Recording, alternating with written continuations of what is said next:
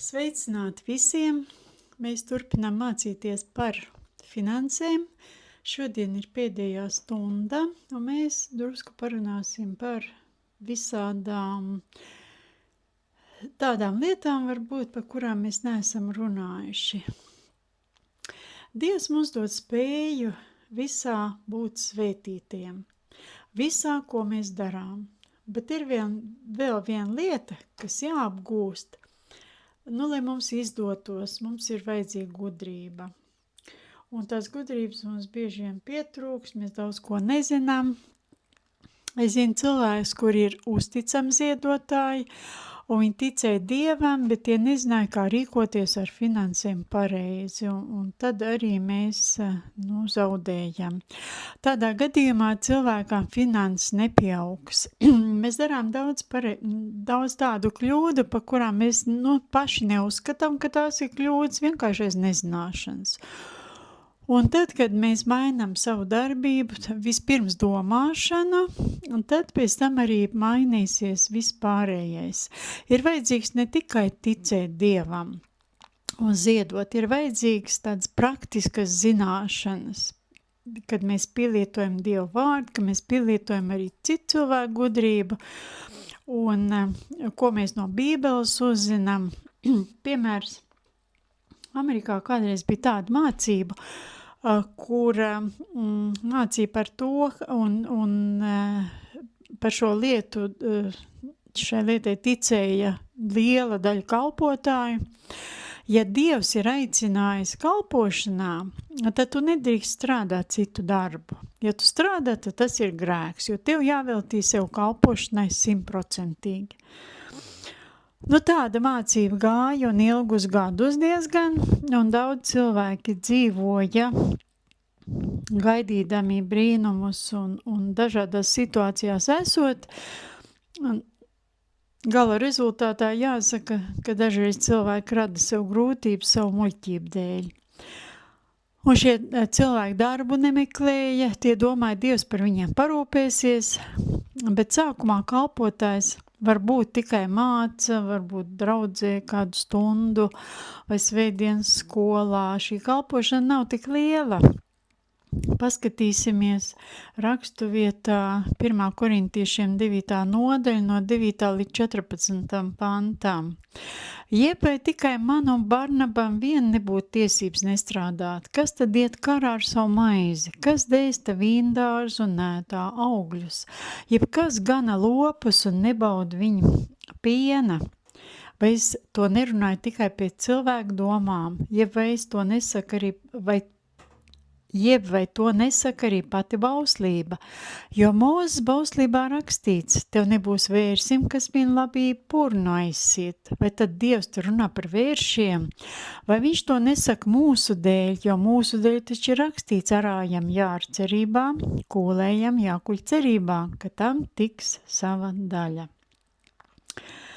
Ja mēs esam jums sējuši garīgo sēklu, tad tā liela lieta, ka saņemam jūsu laicīgos augļus. Ja citiem ir tiesības uz jūsu mantu, vai tad ne vairāk mums, bet mēs šās tiesības neesam lietojuši. Mēs visu panesam, lai Kristus evaņģēlijam nerastos kavēkļi ceļā. Vai nezināt, ka tie, kas kalpo svētnīcā, pārtiek no svētnīcas, un kas apkalpo altāri, saņem savu daļu no altāra. Tāpat arī tas kungs ir noteicis evaņģēlijas sludinātājiem pārtikt no evaņģēlija. Un no šīs rakstu vietas viņi bija paņēmuši šo pēdējo pantu, ka ir noteicis evaņģēlijas sludinātājiem pārtikt no evaņģēlija. Jā. Bet 10. un 11. pantā rakstīts par to, ka mums ir jāstrādā. Parasti 14. pantu lieto tā, ka kalpotājiem nav jāstrādā, jo viņš strādā, tad viņš pretojas, un ja viņš strādā, tad viņš pretojas Dieva aicinājumam. Cilvēka ienākumi no evaņģēlija ir atkarīgi no tā, cik viņš sludina, cik viņš kalpo cilvēkiem, kā viņš tad, kad sāk lietot gara dāvanas, kāds attīstās un Tas ir atkarīgs no tā, cik viņam ir šī it kā brīvā laika, bet arī jāpieaug arī Dieva iepazīšanā. Un cilvēkam ir jāstrādā kādu laiku, lai varētu uzturēt sevi un ģimeni, un tikai tad, kad kalpošana vairojas tik daudz, ka viņš strādāt nevar, tad cilvēks pāriet uz pilna laika kalpošanu. Mums ir jāzina ne tikai garīgie principi, bet arī praktiskie, fiziskie. Brīnumi, tas nav tas labākais, ko jūs varat saņemt.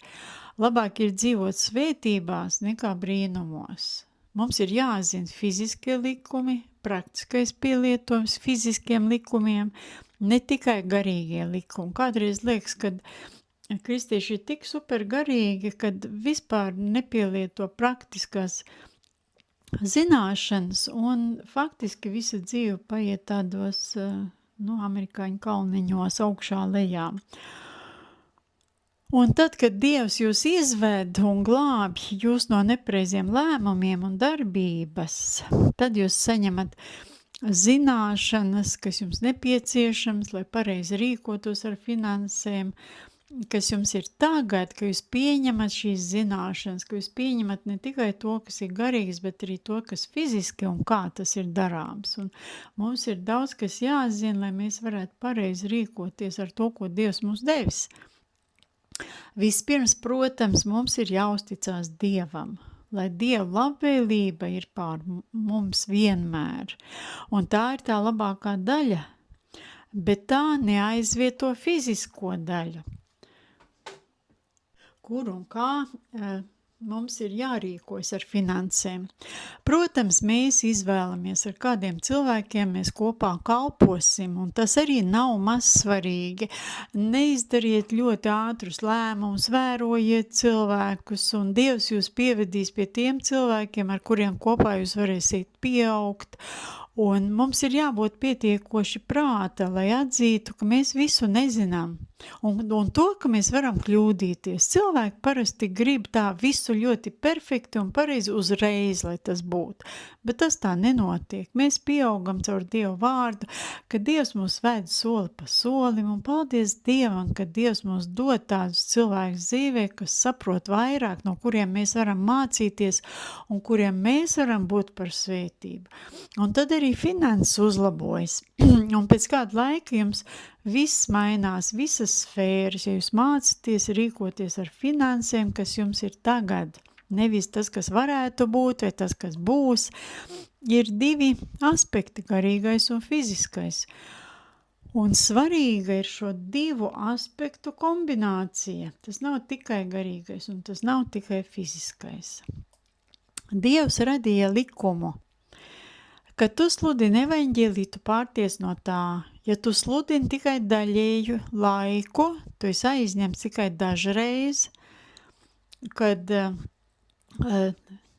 te mājas grupā vai kādā ļoti mazā draudzīte, varbūt, ka tur ir kādi 5 cilvēki vai 10, mēs no tā nevarēsim pārtikt un uzturēt ģimeni.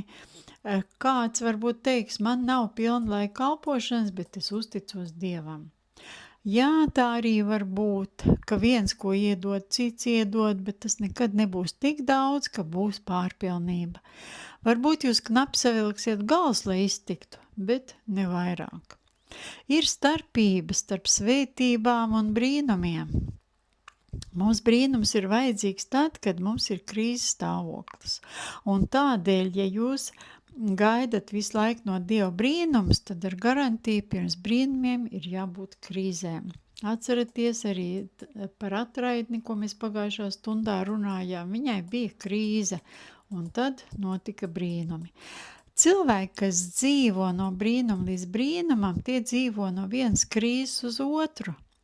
Ja jūsu dzīve ir pilna krīzēm, un ja jums vienmēr kādā jomā ir finansiāla spriedze un grūtības, ja jums varbūt rīt ir jāmaksā rēķins un jums nav ko maksāt, un jūs lūdzat Dievu, lai šovakar jums kāds atnes naudu un jūs to saņemat, tad tas ir tāda krīze un brīnums.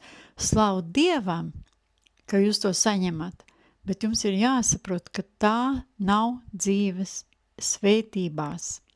Tas norāda uz to, ka jūsu dzīvē kaut kas ir nepareizi. Jums ir jābūt spējīgiem maksāt rēķinus un nedzīvot no krīzes uz krīzi un no brīnuma uz brīnumu. Ja jūs dzīvosiet no brīnuma uz brīnumu, tā var izdzīvot. Un man arī tā ir bijis, bet ne garu laiku, jāsaka, īslaicīgi.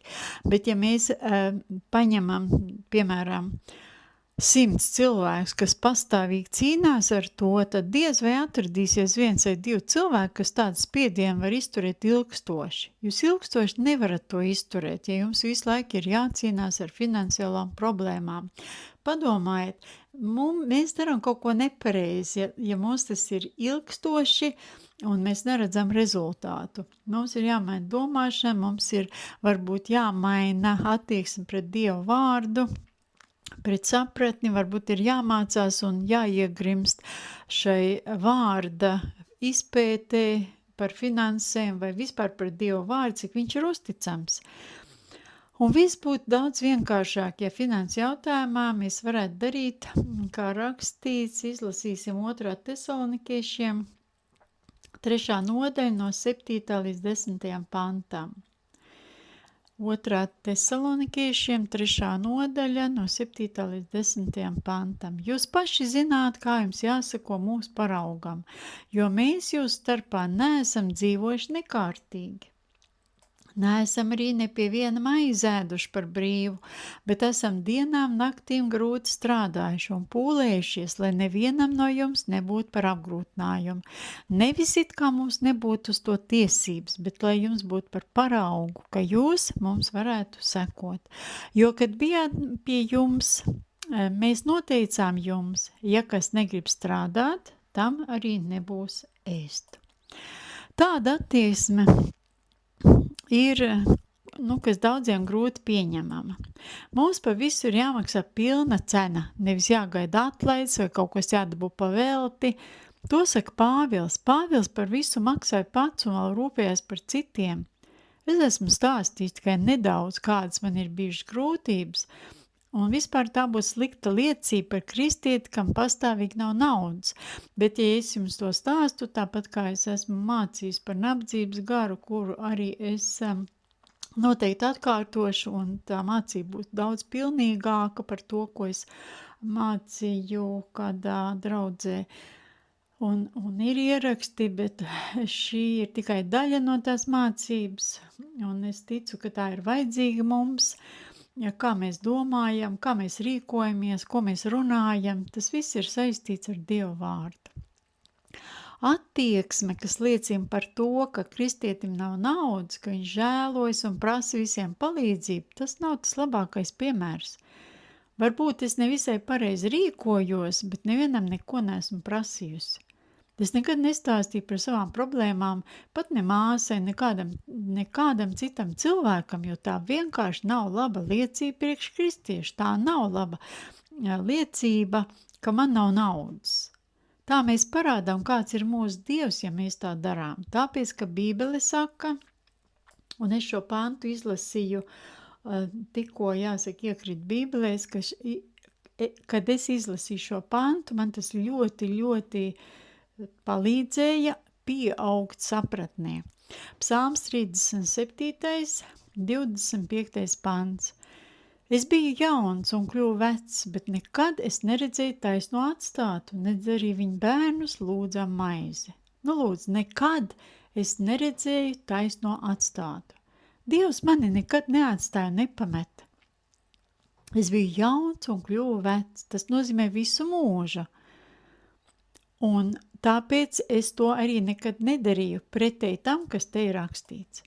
Un ja mums šī situācija nav tāda, kā mēs izlasam šajā pantā, mums ir jāmainās. Nevis Dievs neatbild, nevis Dievs nedod, bet mums ir jāmainās. Mums ir jāmaina domāšana, attieksme, motivācija, sapratne, tas viss kopā. un nevainosim Dievu vai citus cilvēkus par kaut ko, kas mūsu dzīvē notiek, mums ir jāpieņem šie pareizie lēmumi, ka mēs uzticamies Dievam. Mums ir jāstrādā un jābūt produktīviem, un mūsu vajadzībām ir jābūt apmierinātām. Ja jūs mācaties, lai kalpot, un Dievs jūs ir aicinājis kalpot, bet jūs kalpošana vēl nav izaugs līdz tādam līmenim, ka aizņem visu jūsu laiku, tad jums ir jāatsakās kalpot tad, kad jums to piedāvā, jo jums ir jāstrādā. Jūs varat kalpot tad, kad jums ir brīvs laiks, kad jūs varat to darīt. Jums ir jāstrādā, un nauda tas ir labs instruments, kas palīdz mums piepildīt Dieva aicinājumu. Un Dievs visu pavairo, tad jūs izbaudiet, ko nozīmē būt Dieva svētītiem. Tai vietā, lai tikai saņemtu, jums ir jādod. Ziedojiet, palieliniet ziedojumus, palieliniet to, kas jums ir. Ne tikai iztiekat, bet pārtiekat. Un brīnum pārvērtīsies par svētībām. Vai arī tērējiet mazāk, kā saņemat. Tas arī jums palīdzēs. Ja jūs tā nedarat, tad kaut kas ir jāizmaina. Dariet to diezgan ilgi, un kādreiz jūs kļūsiet tik pārtikuši, ka jūs sapratīsiet, kā tas strādā. Un ja jūs ticat kredītiem un ņemat visu, ko vēlaties kredītā, tad jūs saspringums finanses jomā būs pastāvīgs, jo kredīti ir jāapmaksā. Es ticu kredītiem īslaicīgiem. Es nevienu nenosodu, ka es ņem kredīts un var samaksāt, un tā nav problēma jums tagad, bet ilglaicīgie kredīti agri vai vēl tāpat cilvēks nonāk kaut kādā tādā saspringumā, tad, kad apstākļi kādi mainās, un tad ir, jāsaka, grūti naktī gulēt. Jo parādi ir jāatdod. Tā kā varbūt, ka ir kādreiz jāpiecieš sliktāki dzīves apstākļi vai kaut kas mums nav, lai pēc uzkrājuma vai kaut kādas tādām izmaiņām, ko Dievs jums dod, jūs varat pakāpeniski iegādāties to, kas jums ir vajadzīgs un labas lietas. Ja? Mums kādreiz gadās arī neparedzēti izdevumi.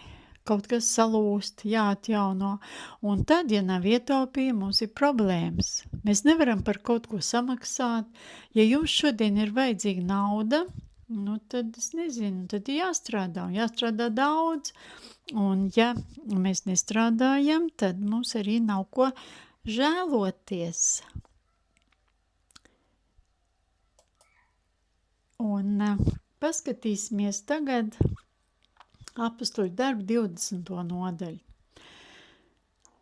Apostoļu darbu 20. nodaļā ir rakstīts par pirmo kalpotāju konferenci. Pāvils savus pirmo kalpotāju konferenci, viņš gribēja aiziet uz Jeruzalemi un aiznest tiem ziedojumus. Un ejot cauri Efezai, viņš sasauca visus draužu līderus. Sapulces notika ne vienā vietā. Es ticu, ka tās notika daudzās vietās un arī pa mājām, un katru sapulci vadīja kāds līderis, kāds vadītājs bija, un palasīsim Apostoļu darbu 20. nodaļa no 16. līdz 21. pantam. Jo Pāvils bija nolēmis braukt Efezei garām, lai nebūtu jāuzkavējas Āzijā. Viņš steidzās, lai viņam būtu iespējams vasaras svētdienā nokļūt Jeruzalemē. No Milētas viņš sūtīja uz Efezu un atteicināja draudzes vecajus. Kad tie ieradās pie viņa un viņš tiem sacīja, jūs zināt, ka no pirmās dienas, kopš es esmu atnācis Āzijā, es visu laiku esmu bijis pie jums. Kalpodams tam kungam dziļā pazemībā, asarās un pārbaudījumos, ko man sagādājušas jūdu ļaunprātības. Neko, kas jums noderīgs, neesmu noklusējis, bet jums to sludinājis un mācījis ļaužu priekšā un pa mājām. Apliecinādams jūdiem un grieķiem atgriešanos pie Dieva un ticību mūsu kungam Jēzum Kristum. Tālāk no 29. līdz 33. pantam. Es zinu, ka pēc manas aiziešanas pie jums iebruks plēsīgi vilki, kas nesaudzēs ganāmo pulku. No jūsu pašu vidus celsies vīri, ažgānības runādami, lai aizrautu mācekļus sev līdzi. Tāpēc esiet nomodā, pieminēdami, ka es 3 gadus nakti un dienu neesmu mitējies ar asarām ikvienu pamācīt. Un tagad es jūs uzticu tam kungam un viņa žēlstības vārdam, kas spēj jūs celt un dot mantojumu līdz ar visiem svētiem. Sudrabu, zeltu vai drēbes nenoviena neesmu kārojis. Pāvils šeit skaidro, ka mēs varam atšķirt šos cilvēkus, vilkus. Pāvils strādāja savām rokām un piepildīja ne tikai savas vajadzības, bet arī palīdzēja citiem. Un 35. pantā teikts ir, es jums visās lietās esmu rādījis, ka tā strādājot nāks gādāt par vājiem, pieminot kungu Jēzus vārdu, jo viņš pats sacīs svētīgāk ir dot nekā ņemt. Evaņģēlijos šī citāta nav. Ja Pāvils to nebūtu minējis, viņi to nezinātu. Viņš to pateica, lai kalpotājiem būtu zināms, kāda ir pareiza kalpotāja attieksme.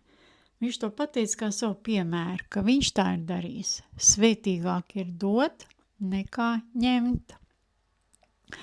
Un tieši tā viņš dzīvoja un deva tādu piemēru. Un tai vietā, lai saņemtu no cilvēkiem naudu, viņš strādāja, lai apmierinātu ne tikai savas vajadzības, bet arī citu vajadzības. Un skatoties uz cilvēkiem, arī tagad var ieraudzīt patiesu mācekļu sirdi, kā viņš dzīvo. Vai viņš dzīvo, lai dotu, vai viņš dzīvo priekš sevis. Es jau daudz esmu runājis par to, kā mums ziedot, bet galvenais ir motīvs. Ar kādu mēs ziedojam. Motīvs nevar būt skopums, egoisms, lai saņemtu, bet gan lai svētītu cilvēkus. Un šajos pantos ir pati evaņģēlija būtība. Visa lieta nav mūsos. Lielākā daļa cilvēku grib saņemt, nevis dot. Un daudz cilvēku dod, lai saņemtu. Jā, jūs dodat un saņemat, bet jums ir jādod, lai saņemtu un atkal dotu. Visa lieta ir došanā, dzīvot, lai dotu, ziedotu, ieguldītu. Tas netiek darīts, lai tikai saņemtu. Tā ir visas došanas būtība. Palasīsim pantu, kur jūs visi noteikti zinat, Jāņa evaņģēlija 3. nodaļas 16. pants, jo tik ļoti Dievs pasauli mīlējis, ka viņš devis savu vienpiedzimušo dēlu, lai neviens, kas viņam tic, nepazustu, bet dabūtu mūžīgo dzīvību. Dievs pats bija devējs, un viņa mērķis bija svētīt cilvēkus un sevi. Tā tam jābūt arī priekš mums. Kad es skatos uz cilvēku, kas ir ieciklēts tikai uz sevi, kas sūdzās par to, ka viņam nav, un kas viņam nav, un kas ir citiem, tā jau ir pazīme. Kāds ir cilvēku garīgais līmenis? Tas norāda uz to, ka viņš domā tikai par sevi. Tāds cilvēks palaiž garām pašu evaņģēliju būtību. Un šeit par to runā Pāvils, kā var atšķirt patiesos mācekļus. Pāvils saka, ka atnāks cilvēki, kas radīs problēmas. Un kāpēc viņš tā saka? Kāpēc viņš tā teica? Kā jūs varat atšķirt īstos sirds motīvus cilvēku, kas seko Jēzum, vai cilvēku, kas ir blēdis, kur neinteresē Dievs? Dieva griba tam interesē tikai cilvēku paša vēlmes, nevis Dieva vēlmes, bet tieši paša vēlmes. Un šeit, tāpēc Pāvils teica, svētīgāk ir dot nekā ņemt, lai Dievs jums parāda tos cilvēkus, kurus jūs varat svētīt. Tas nenozīmē, ka jums ir jādod naudu vai daudz naudas. Veltiet laiku, lai parunātu, lai uzzinātu par cilvēku vairāk, vai vienkārši izmaksāt kafiju. Svētiet cits ar tādu svētību, kas jums ir upuris, nevis tikai tā ķeksīšu ievilkšana, ka jūs esat svētījis, un arī citiem tad pēc tam stāstat, ko jūs esat samaksājuši vai ko jūs esat izdarījuši. Nedarat tā. Varbūt jums ir jāuzrakst kādam, cik liela nozīme ir tam, ka jums šis cilvēks ir pazīstams, un kā jūs to novērtējat, lai būtu tāda apdomāta svētība, pārdomāta. Un lieta nav tajā, ka jūs no tā kaut ko saņemat, bet jūs atdodat. Mums ir jāiemācās dot ar pareizu attieksmi. Kādam varbūt tas būs tāds nopietnas pārbaudījums. Jums var rasties 100 ideju, kā jūs varat svētīt citus, un tā nav tikai nauda. Un jūs varbūt nekad neko neesat saņēmuši. Tad tas var nozīmēt arī to, ka jūs esat tā pieraduši saņemt, ka nemākat atdot. Tas, ko jūs atdodat, tam jābūt tādai vērtībai priekš jums. Tas nav tas, kas jums nepatīk, un jūs atbrīvojaties no tā. Tas nav upuris, bet viņam ir jābūt upurim, vērtībai. Piemērs par Dāvidu. Kad Dāvids sagrēkoja, 2. Samuēla grāmatā tas rakstīts, kad viņš saskaitīja savus cilvēkus, un tas bija grēks, tāpēc, ka katru reizi, kad skaitīja tautu, tika vākti ziedojumi. Kad ziedojumi netika vākti, tad par tautu nāca mērs, un Dāvida nezināšanas pēc cilvēki aizgāja bojā. Kad Dāvids to ieraudzīja, viņš sāk pielūgt Dievu, lai šis sods apstājas, un tas kungs teica, ka Dāvidam jāatnes upurs, lai sods apstātos. Un 1. laiku grāmata, 21. nodaļas, 24. pants saka, bet ķēniņš Dāvids sacīja Ornanam, nē, bet es to visu gribu pirkt no tevis par pilnu samaksu, jo es negribu ņemt tam kungām, kas ir tavs, nedz arī upurēt tādu dedzināmo upuri, kas iegūts par velti. Lūk, attieksme. Un šajā attieksmē bija redzama Dāvida sirds. Viņa attiecības ar Dievu bija nopietnas, lai došana būtu par svētību mums ir jāšķirs no kaut kā vērtīga un labprāta. Un tas norāda uz patiesu Dieva mīlestību. Lai Dievs jūs iedvesmo to darīt. Ja jūs kaut ko darāt negaidīt, tas cilvēkiem dod prieku. Un parunāsim tālāk par to, ko saka vēstule Filipiešiem. Vēstule Filipiešiem 1. nodaļa no 1. līdz 7. pantam. Pāvils un Timotejs, Kristus Jēzus kalpi, visiem svētījiem Kristu Jēzu, kas ir Filipos, arī bīskapiem un diakoniem, lai jums ir žēlstība un miers no Dieva, mūsu Tēva un Kunga Jēzus Kristus. Es pateicos savam Dievam ik reizes, kad vien jūs atceros, vienmēr, katrā savā lūgšanā par jums visiem ar prieku aizlūgdams, par jūsu līdzdalību evaņģēlijā no pirmās dienas līdz šim brīdim. Būdams pārliecināts, ka tas, kas jūs sirdīs labo darbu iesācis, to pabeigs līdz Kristus Jēzus dienai. Tā man piederas domāt par jums visiem, jo es jūs nesu savā sirdī, gan savās saitēs, gan aizstāvot un nostiprinot evaņģēliju, jūs visus, kas kopā ar mani esat dalībnieki žēlstībā. Šo vēstuli uzrakstīja Pāvils finansu partneriem, saviem draugiem. Viņš ir pateicīgs viņiem, un tas ir teikts 4. nodaļā.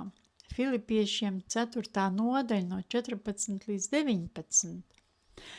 Tomēr jūs labi darījāt, ņemdami dalību manās bēdās.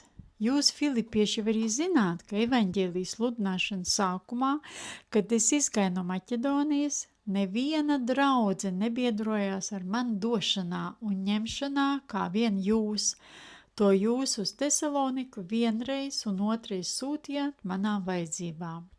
Ne it kā es meklētu dāvanu, bet es meklēju augli, kas vairotos jums par labu. Es visu esmu dabūjis un man ir visa papilnam. Es esmu piepildījis, kopš saņēmu no Epafrodīta jūsu dāvanu šo saldo smaržu, Dievam pieņemamu, patīkamu upuri. Mans Dievs apmierinās katru jūsu vajadzību pēc savas godības pilnās bagātības Kristu Jēzu. 2 reizes šie cilvēki sūtīja ziedojums Pāvilam, ka Pāvils brauc no Filipiem. Tie atbalstīja viņu kalpošanu. Tas apstiprina to, kas rakstīts vēstules 1. nodaļā. Pāvils raksta cilvēkiem, kas bija partneri finansu jautājumā. Un Pāvils atcerējās šos cilvēkus, tāpēc, ka tie viņu atbalstīja. Un tas, ko Pāvils raksta 4. nodaļā, ir vispār skumji, jo Pāvilu atbalstīja tikai šie cilvēki no Filipiem. Tad, kad viņš aizbrauca, arī ne tikai tad, kad viņš bija tur, bet arī tad, kad viņš aizbrauca. Un tas ir skumji, ka cilvēks, kas visu savu dzīvi veltīs debesu valstībai, bet cilvēki tikai izmantoja to, ko viņš darīja, un nekā nesvētīja viņu. Varbūt, ka tie svētīja tad, kad tie bija ar viņu. Es ticu, ka tādas draudzē grupas arī bija, bet tad, kad viņš devās projām, tad arī viss beidzās. Vienīgi draudz Filipos Pāvilu atbalstīja tad, kad viņš bija jau citās vietās. Un paldies Dievam, ka šodien cilvēks saprot daudz vairāk, kā būt par finansu partneriem.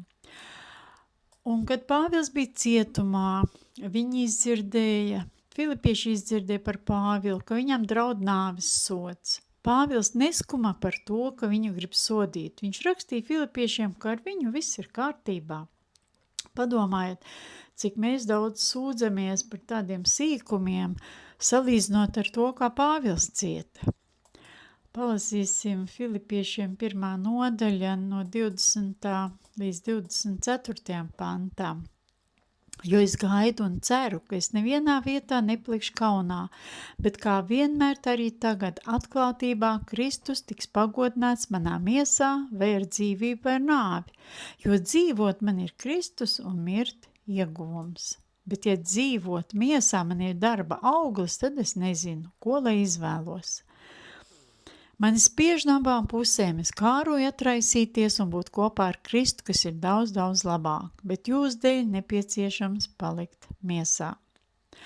Pāvils šeit grib mierināt filipiešus ar to, ka viņš neuztraucās par nāvi, ja tas notiks. Viņš šajā vēstulē izsaka vairāk prieka kā skumjas.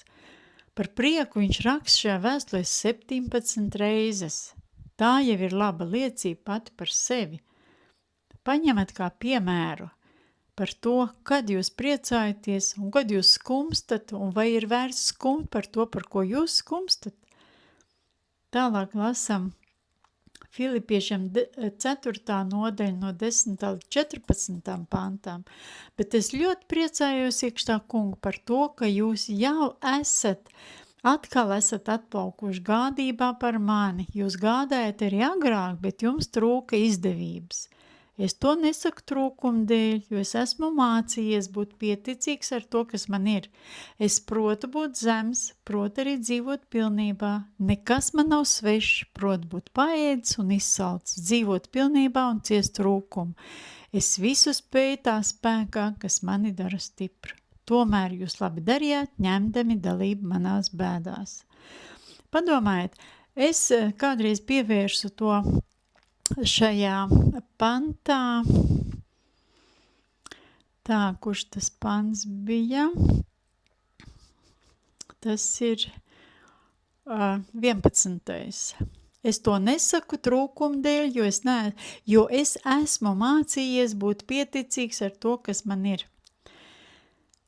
Pāvils nāca, es domāju, no ļoti pārtikušas ģimenes, pārtis cilvēks, viņš bija valdības sastāvā, pirms viņš tika glābts, viņš mācīja dzīvot pilnībā, bet es domāju, ka viņš nemācīja vēl dzīvot trūkumā. Un šeit viņš saka, es to nesaku trūkumu dēļ, jo es esmu mācījies. Padomājiet, mums ir jāmācās būt pārtikušiem. Vienkārši tāpat nekas no debesīm nekritīs. Un tāpēc pievēršat uzmanību daudzām tādām lietām, kā mēs runājam, kā mēs attiecamies vispār pret to, ko Dievs mums ir devis. Ja mēs esam pārvaldnieki tam, ko Dievs mums dod, vai mēs vispār rīkojamies kā pārvaldnieki, vai mēs mācamies būt pārvaldnieki. Vai mēs gribam kungi būt paši par savu dzīvi? Kā mēs pieņemam lēmums? Pāvils mācījās. To, ko viņš nezināja, to viņš mācījās. Mums tāpat jāmācās. Arī atpazīt savas kļūdas, nevis vienmēr vainot kādu vai arī Dievu, ka viņš neatbild. Viņš ir atbildējis jau.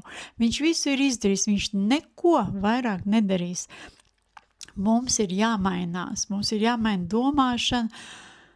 Visas tās lietas, kurā mēs ciešam, mums ir jāmainās. Mums ir jāmainās. Un skatoties šo rakstu vietu, tajās dienās nebija tādas iespējas kontaktēties kā tagad. Filipieši varētu viņam palīdzēt daudz vairāk, ja viņi zinātu, kur Pāvils atrodas. Kad filipieši uzzināja, ka viņš ir Romā, viņi sāk Pāvilam sūtīt finanses.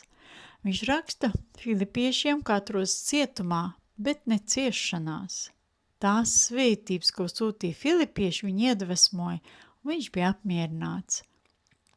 Es protu būt zems, protu arī dzīvot pilnībā, nekas man nav svešs, protu būt paēdis un izsalcis, dzīvot pilnībā un ciest trūkumu, 12. pants. Un 13. es visu spēju tā spēkā, kas mani dara stipru. Šajā pantā Pāvils runā par finansēm. Jūs varat visu, lai arī kādu apstākļu spiestu. Mēs varam visu. Un jūs varat tāpēc, ka Dievs ir jūsu vadītājs, virzītājs. 14. pantā Pāvils runā par to, ka filipieši viņam palīdzēja kalpošanā. Augļi, ko plūca Pāvils, tiek pieskaitīti arī tiem, kas palīdz finansiāli. Cilvēki palīdz tiem, kam viņi ziedo. Ēdina izsalkušos, palīdz bāreņnamiem, kalpošanai, cietumos, bezpajumtniekiem, evaņģēlistiem, skolotājiem, visiem, kas maina cilvēku dzīves ar vārdu. Un šeit ir teikts 19. pantā, mans Dievs apmierinās katru jūsu vajadzību pēc savas godības pilnās bagātības Kristū Jēzu. Šo pantu dažreiz cilvēki izrauj no konteksta un saka, ka Dievs piepildīs katru vajadzību. Šis pants neattiec uz visiem. Dievs mīl visus cilvēkus un Dievs grib piepildīt katru vajadzību, ja cilvēks ir uzticams došanā un viņš pareizi izlieto Dieva resursus. Tad jā, bet jums ir jāatcerās, ka šeit Pāvils uzrunā finansu partnerus, kas grib ziedot, kas grib ne tikai apmaksāt evaņģelizāciju, bet arī saņemt no viņa vēstules, kurās bija Pāvila atklāsmes. Kad jūs ziedojat, jūs palīdzat realizēt tā cilvēka redzējumu, kuram jūs ziedojat. Un tad tā cilvēka svaidījums, tas ir Dieva spēks, pāriet uz ziedotāju, jo viņš ir atbalstījis šo kalpošanu. Par tādiem cilvēkiem Pāvils saka, ka Dievs apmierinās visas viņu vajadzības. Cilvēki to nesaprot un skandina šo pantu, neredzot rezultātu, un ilgus gadus pat. Cilvēki bieži ziedo emociju iespaidā, kad tie redz attēlus, kur bērni ar piepūstiem vēdriem un dažādus negatīvus piemērus, kur cilvēki ir ciešanās, viņi neko nezinot par šo kalpošanu sāk ziedot, bet nevienmēr tā ir patiesība. Pasaulē ir daudz manipulācijas un melu, kas nemaz nav godīgu kalpotāju kalpošana. Pavisam savādāk ir ziedošana, kad jūs dodat labprātīgi un zināt to, kur jūs dodat, un kas notiek tajā kalpošanā, kurā jūs ziedojat. Kad jūs paliekat par pastāvīgu uzticamu finansu partneri kādai kalpošanai, tad arī Dieva spēks parādās un notiek tādas daudzas lietas, kas ir Dieva apsolījumos. Ja jūs esiet piesaukt būt par misionāru, tad sameklējiet cilvēku, kas jau to dara, un dara veiksmīgi. Kļūstiet par partneri, un tas būs iegūms. Sējiet tur, kur paši gribat nonākt. Un tad Dievs apmierinās katru jūsu vajadzību. Es to esmu darījusi. Es esmu izlasījis, pirms es braucu misijā, es izlasīju ļoti daudz grāmatas, mācījos no tiem misionāriem, kurus es satiku, vēroju viņu kļūdas, es mācījos no viņiem, ziedoju viņiem. Tas ir tāds ieguvums. Tas nebija tāds pēkšņs brauciens, tas pirmais. Dievs mani sagatavoja 7 gadus, 8 gandrīz, 7, 8 gadus nevar tādu precīzi pateikt, jo es zināju, ka es aizbraukšu. Dievs manā sirdī jau to bija ielicis, ka es braukšu misijā, bet jūs nevarat vienkārši sēdēt un neko nedarīt un domāt, ka viss būs labi. Un nav bijis viss labi. Ir bijuši daudzas lietas, kas man ir Dievs man ir uzturējis visās situācijās, Dievs man ir daudz ko parādījis, atklājis, tā es esmu augus garīgi, tieši piepildot Dievu vārdu. Jūs Dievu spēku nepērkat, bet darot ticības soli, kļūstat par finanses partneri. Jūs saņemat to pašu svaidījumu, ko viņi, to pašu Dieva spēku. Salmam pamācības, tagad vēl viena tāda joma, par kuru mēs parunāsim. Salmam pamācības 18. nodaļa 16. pants saka: dāvans atver cilvēkam durvis un vārtus, tās noved viņu arī lielu kungu vaiga priekšā. Dāvana, tā nozīme šim vārdam Bībelē, tas nozīmē arī kukulis, ne tikai dāvana. Tādā nozīmē, kā mēs par to domājam. Salmām pamācības 19.6 saka: daudzi izsaka glaimas dišciltīgam, un visi ir draugi tam, kas devīgi piešķir dāvans. Un šajā pantā tas pats vārds, un runa iet par labvēlību, par materiālām, fiziskām lietām. Tālāk, 21. nodaļa, 14. pants. Slepenībā pasniegta dāvana remdē dusmas, bet tieši klīpī ielikts dāvinājums mīkstina jau spēcīgu niknumu. Tāds dāvans atved jūs pie lieliem cilvēkiem. Dažreiz mēs klausamies vārdu kukulis vai dāvana, mums rodas tāds negatīvs iespējas. Bet dāvana nav ne laba, ne slikta, tā vienkārši ir materiāla lieta. Ja man ir 100 eiro, tas nav ne labi, ne slikti, tā ir nauda.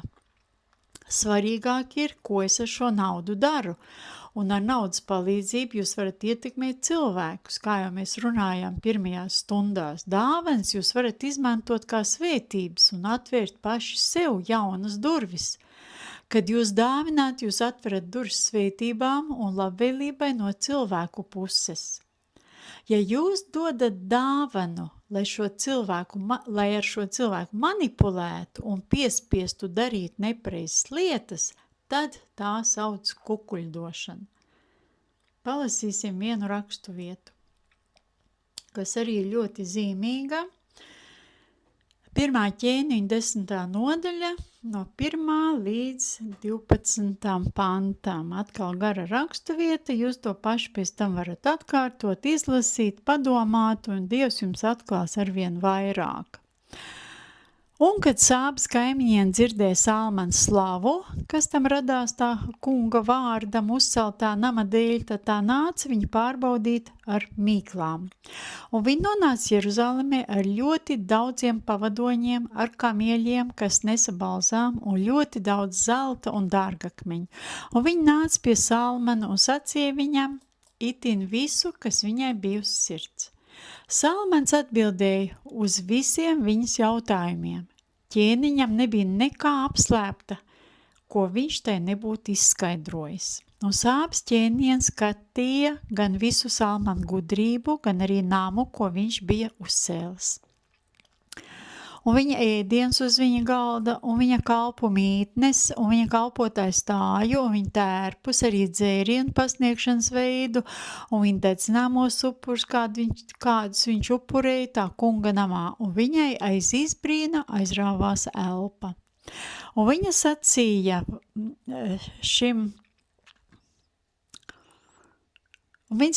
ķēniņam, patiesi bija tas vārds, kādu es savā zemē dzirdēju, gan par taviem darbiem, gan par tavu gudrību.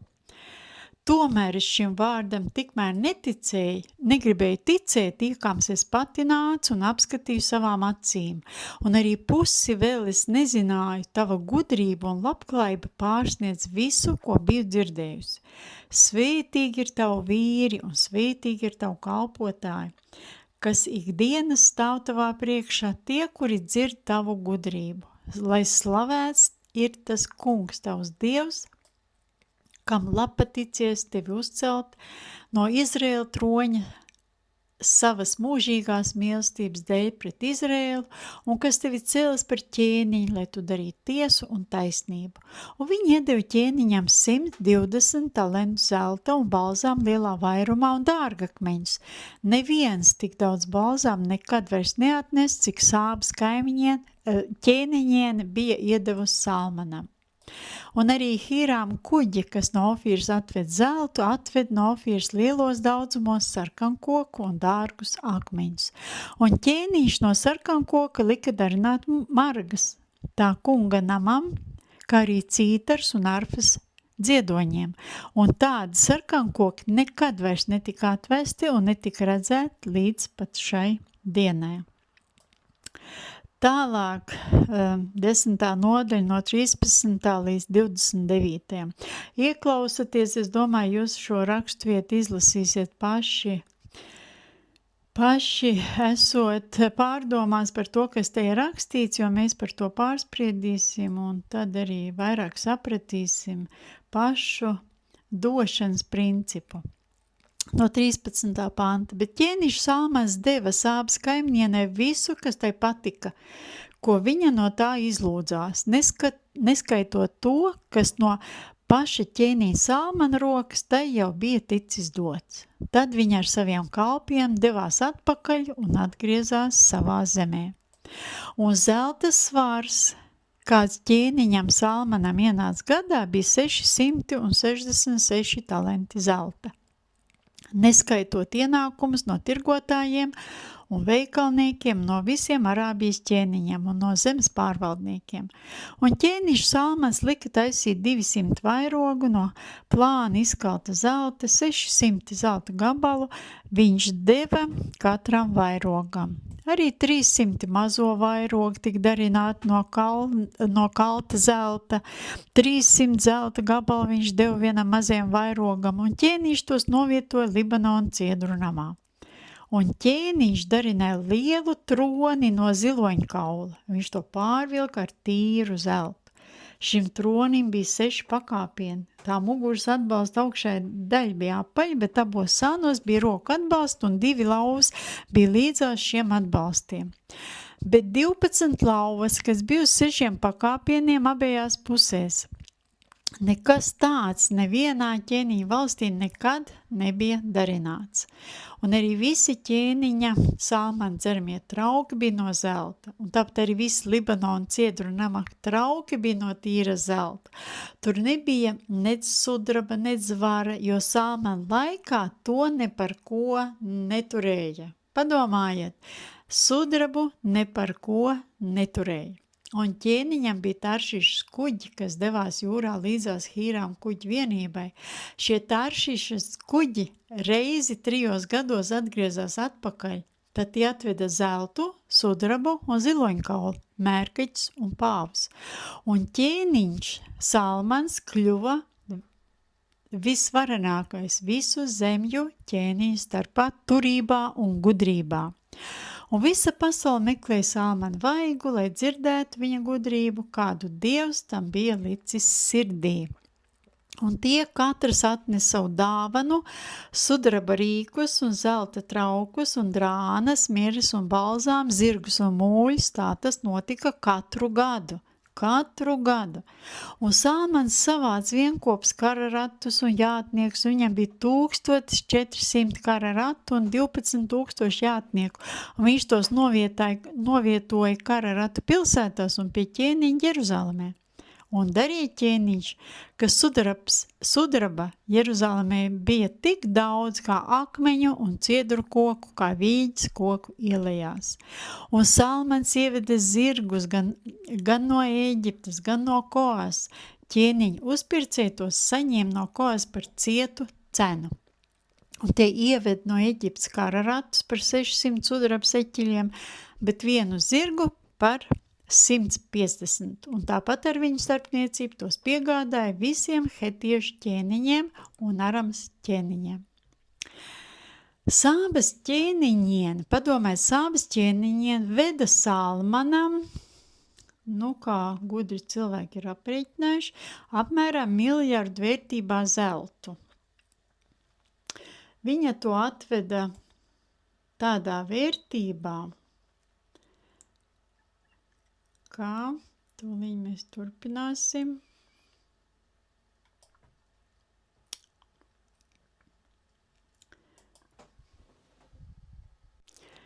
Sābes ķēniņiem ved Salmanam miljardu vērtībā zeltu, bet viņš pats katru gadu iegūp zeltu 10 reiz vairāk. Sābes ķēniņiem devums bija, faktiski piliens jūrā. Daudzi domā, tā, kāpēc man jādod kādai lielai draudzei, tā tāpat ir bagāta, vai arī kādam slavenam sludinātājam, no kura es mācos, labāk iedošu kaut ko mazai draudzei. Cilvēks, kas tā domā, palaiž garām vienu faktu. Viņš varēja kļūt par lielas kalpošanas finanses partneri, un tās būtu durvis lielai kalpošanai. Tā būtu taciņa, kas novest uz lielceļu. Salmans bija gudrākais cilvēks pasaulē, pie kura aizgāja Sābes ķēniņiem. Tas bija cilvēks, kurā bija ielikta Dieva gudrība. Viņi saņēma atbildes uz visiem saviem jautājumiem. Sābes ķēniņiem ceļoja ļoti tālu, lai viņu satiktu. Viņai vajadzēja izbraukt cauri daudzām valstīm. Viņa brauca garām nabadzīgām un zemēm un nabadzīgām tautām. Un 1. ķēniņa 10. nodaļas 13. pants saka, bet ķēniņš Salmans deva Sābes ķēniņienei visu, kas tai patika, ko viņa no tā izlūdzās, neskaitot to, ka no paša ķēniņa Salmana rokas tai jau bija ticis dots. Tad viņa ar saviem kalpiem devās atpakaļ un atgriezās savā zemē. Viņa atgriezās ne tikai ar savu zeltu un visiem dārgumiem, bet ar daudz reiz lielāku bagātību, un tad viņi varēja kalpot nabagiem daudz vairāk nekā līdz šim. Tas, ka es esmu finanses partners, atver durvis man tam, lai mana kalpošana palielinās un paliek spēcīgāka. Tāds ir Dieva princips. Kad jūs saprotat šo principu, atrodiet kalpošanu, kas ir liela, rezultātus nesoša un tāda, kur jūs zināt, ko tā dara un no kā jūs varat mācīties. Un Dievs jūs izvedīs ar to, ka jūs varēsiet pieslēgties pie tāda Dieva spēka, kāda ir šai kalpošanai. Un Dieva spēks, kas jums vēl nekad nav bijis. Mums ir jāsaprot, ko nozīmē būt par finansu partneri. Un tas ir tas, kā mēs varam savas finanses gan sakārtot, gan arī domāt par to, varbūt kā mainīt, ko mainīt. Un es, kā jau es teicu, būt par uzticamu devēju. Un arī domājiet, kam jūs dodat, kāpēc jūs dodat. Un es atceros, ka es jau nemācīju, es nezināju, es nesapratu vispār došanas mērķi vai rezultāti, kāds tas būs un kāpēc man tas jādara ar gadiem. Es to mācījos, paldies Dievam par labiem skolotājiem, par to, ko viņi man ir iemācījuši un kas man lika būt uzticīgai došanai, bet, protams, sirds motivācija man neatnāca uzreiz pareizā, pagāja laiks, bet es atceros, ka bija laiks, es jums izstāstīšu no savas pieredzes, varbūt kādam tas palīdzēs atrisināt to, ka to savu nesaprašanu, jo es ticu arī, ka caur to es nonācu pie pareizās saprašanas un lietas, un ka es neesmu ziedojis nepareizās lietās, bet lai cik mazas summas tā bija, es to principu pielietoju, bet sākumā bija tā, ka es nesapratu to, ja jāziedo tur ir, tad misionāri tur fondām, tā kā es esmu lielā draudzē, tad tas bija tāds man pilnīgi nesaprotami tā, kā man tā nauda jāsadala, lai arī cik maza, bet lai es to principu ievērot, es sāku, tad, kad man naudas, jāsaka, nebija, vai bija ļoti maz, bet es gribēju iemācīties pareizo. Un tad ko es darīju? Es nemācīju ziedot kaut kādām atsevišķām kalpošanām un sapratu, kad es vēl neko daudz nesaprotu, un es ticēju, ka ar laiku es to sapratīšu. Ko es darīju? Es darīju tā, ka es katru gadu palielināju ziedojumus draudzē par 1%. Jo es sapratu, ka šī draudze, kurā es eju, tā ir misijā brauc un sūta un māca pareizas mācības, un es jau redzēju rezultātus. Tur ir bērnu kalpošana, tur ir jauniešu kalpošana, tur ir veciem cilvēkiem ir kalpošana, tā ir dzīva draudze, tur ir evanģelizācija. Es to visu redzēju, bet es nemācīju šo naudu tā kā ne tikai desmitoties, bet arī ziedojums. Te neiet runa par desmitoties. Desmitā tiesa ir desmitā, un es to sapratu, ka man tā jādod, bet ir arī ziedojumi, un tad es katru gadu palielināju to par 1%, es neteikšu, cik gadus es to darīju, bet man atnāca sapratni, un pēc tam es to darīju ar prieku, visu to, ko es sapratu, un kā man Dievs atklāja, kas ir kas, un kā tā nauda veidojās, un kā uzturās draudzes, un kur tā nauda paliek. Mani tas īpaši nekad nav interesējis, cik tur godīgi tas viss notiek. Es neesmu gājis interesēties, kur tā nauda paliek, vai to es esmu dzirdējis, kā cilvēki ir darījuši. Man tā interese nekad nav bijis. Es vienkārši uzticos Dievam, uzticos savai draudzei. Bet es to darīju, ka es katru gadu palielināju ziedojums par 1%. Un šī gudrība, šī saprata atnāca, un tad jau es sāku rīkoties drusciņ savādāk. Un, protams, es svētīju arī, gandrīz no paša sākuma savus mācītājus, jo, godīgi sakot, es to izlasīju, man liekas, kad Kenneth Hagin grāmatā, jo tie tiešie kalpotāji, tie ir tie, kas grib palīdzēt, kas palīdz, un uz šodien es varu teikt, kad, paldies Dievam par tādiem mācītājiem, un par to draudzi, no kurienes es aizbraucu misijā un atgriežos atkal, un es redzu, ka redzot tās draudzes, ko pasaulē es esmu redzējis, nav ideālu draudžu, nav ideālu cilvēku, un mēs darām kļūdas, un mēs darām paši kādas nepareizības, bet ļoti gribās cilvēkiem kritizēt, tā kā pierādīt, parādīt. Esat gudri, mūsos ir svētais gars, kas mūs māca. Un tas, ka jūs kaut ko mainat, esiet pārliecināti, ka Dievs jums to parāda, ka jums ir jāmaina.